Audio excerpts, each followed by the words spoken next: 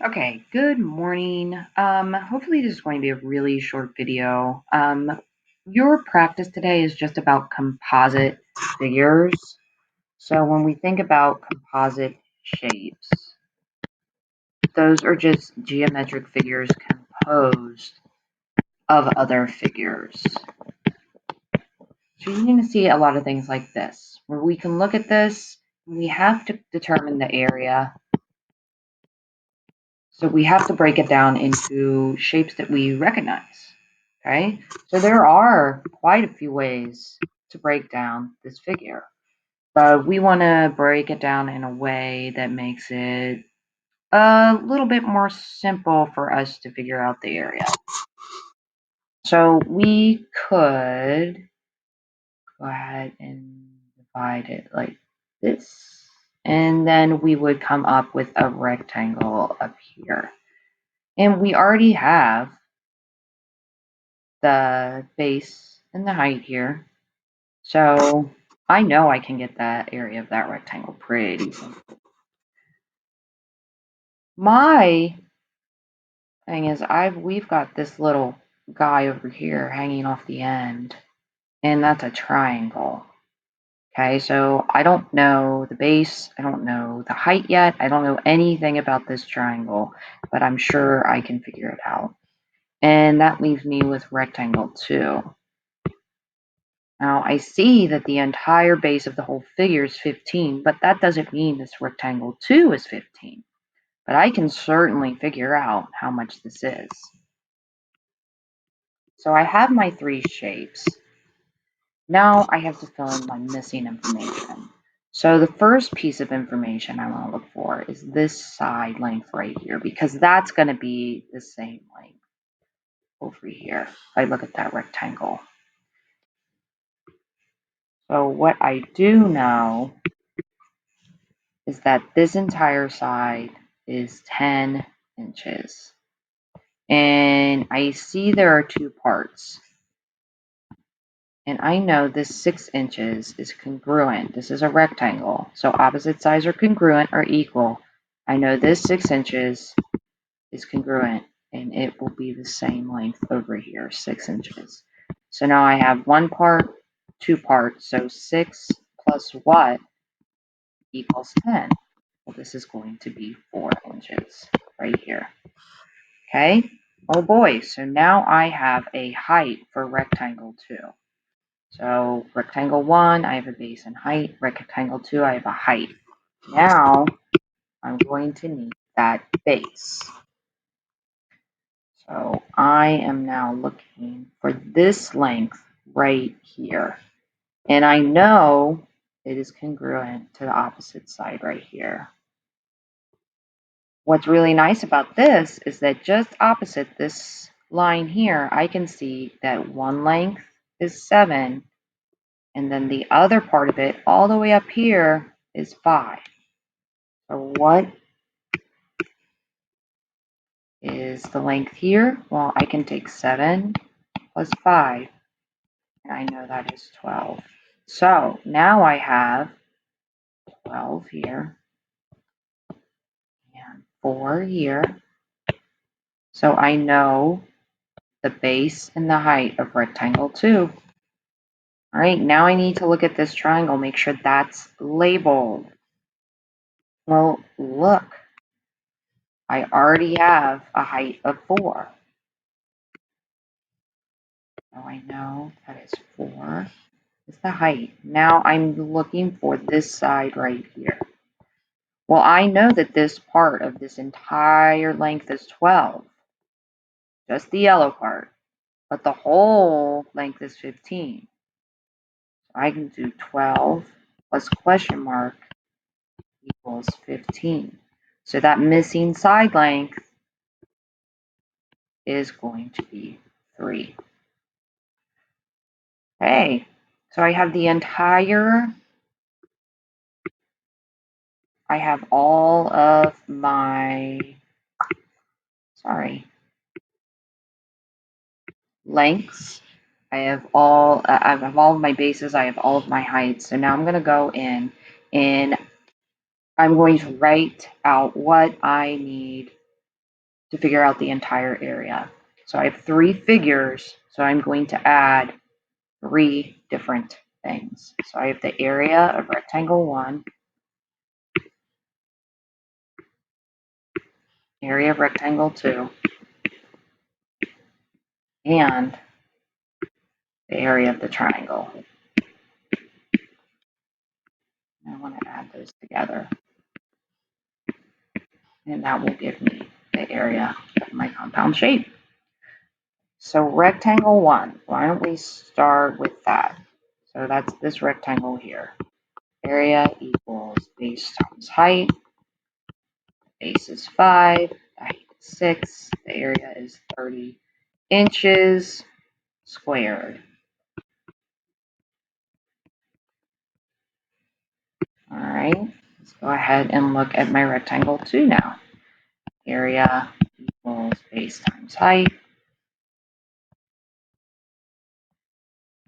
The base was 12, the height was 4, 48 inches squared. All right, I'm going to look at my triangle. I'll pop that over there. Remember, area of a triangle is 1/2 base times height, or base times height divided by 2. So it's half. 4 times 3. So 4 times 3 is 12. Half of 12 is 6 inches squared.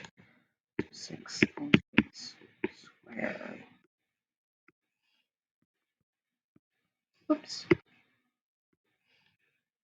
Let's add those 3 together and get the total area. 30 plus 48 is 78. 78 plus 6 is going to be 84 inches squared equals the area. And that is your total area there. And we're going to do another type of example, and then you guys should be ready to do your follow-up work. Okay, this type of problem you will see a few of. I like to look at this one because the sides are not labeled. So we just have to use the coordinate plane to figure out what the side lengths are. So let's just go through and look what the differences are. So if we look at this top side up here, starts at 5, so to 0 is 5, and then to -4, so it's another 4. So this top is 9 units. This side right here, we start at 8, we go down to 2, the difference is 6. This side right here that runs horizontal, we start at 5, we end at 9, the difference is 4. Now this side is slanted, we're not going to be able to do that. We know we're probably going to have a triangle here, so we can't count that, but we can count the bottom. So, ooh, this is 10, 11, 12, start all the way over here at 12. Go to 0, the distance is 12, and then we keep going 4 more, so 13, 14, 15, 16. This bottom is 16. And then up and down over here. So I'll start positive 8, and we go down to 0. So we have a length of 8 so far, and we're going to go 6 more down to -6. So 8 and 6, we have a length of 14 over here. Again, we're just going to divide this figure up. So I see a big fat rectangle right here. So I only got rectangle 1. And I see another rectangle. It's not so big and fat, but it's right here. And that's rectangle 2. And then triangle. We have a triangle over here. Okay, so when you're on the coordinate plane, remember we had to figure out what these missing side lengths were. When you're on a coordinate plane, we can just count again. So we know this whole length is 16, but we also know that this base is 9 right here. And then we can just go from 5 to 9, and we know this is 4. And we know that this length right here is 3. So we've broken it up, and 9 plus 4 plus 3 should be 16, and it is. And then we have this up and down right here. So we start at -6 and we go to 2, and that's going to be 8. Okay, so you can do, if you are sketching this out, you can do different colors. You can always copy, like make a snip onto a Jamboard if you'd like to work on your computer instead and use the different colors. So when you're doing a practice problem, you can just snip the problem, start a new Jamboard, and it can be your private Jamboard. You don't have to save it, but that might help you do your problems. Okay, so let's figure out area. Oh, first we have to figure out our formula. So we're going to do rectangle 1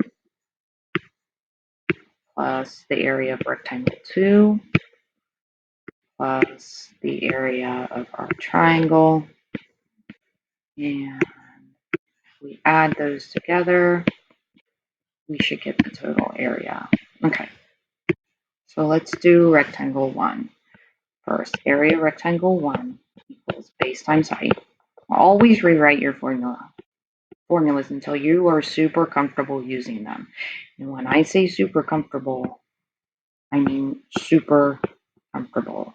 So 9 times 14, well, 9 times 10 is 90. 9 times 4 is 36. So it's 126 square units. Okay, so I'm just going to put a u squared for now.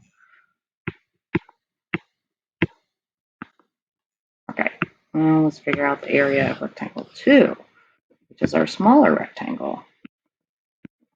Remember, always rewrite your formula, base times height. So I have 4 times 8.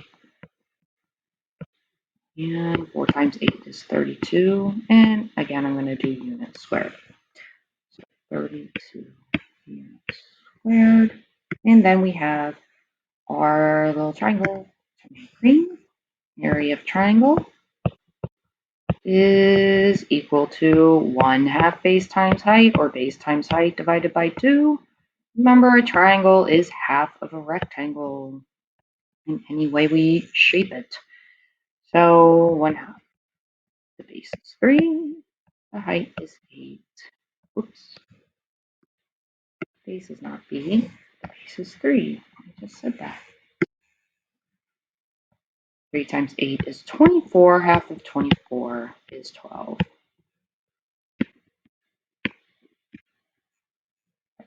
Remember, we have to add these together. It's a composite shape. It's the total area of this whole shape. 126 plus 32 is 158. 158 plus 12 is 170 units squared.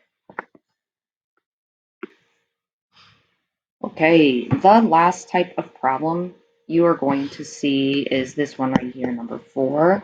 Oops. These are the 2 problems you're going to see on your exit slip, but I want to talk about 4 for a second. This one's pretty straightforward. You do have 2 rectangles or 3 rectangles, depending on how you divide it up, but that's up to you. Make sure I can see on the exit slip how you divide it up, though. I don't just want an answer. I need to see your work. So if you need to zoom in, zoom in. Oh boy. But over here, this one is going to be your challenge on your exit slip. So we have all these labels here, and then we have this piece cut out. So whenever you see something like this, you got to think, I only want the shaded area. What would be the easiest way for me to figure this out? Well, I'm going to act like I just have the whole trapezoid to begin with. And I am then going to subtract the area of the rectangle, find the area of the shaded area, shaded part. Remember, your area of the trapezoid, you guys are going to have 2 triangles, area, triangle, area, triangle, plus you're going to have a rectangle, and it's not this little one. We're going to draw your other line over here.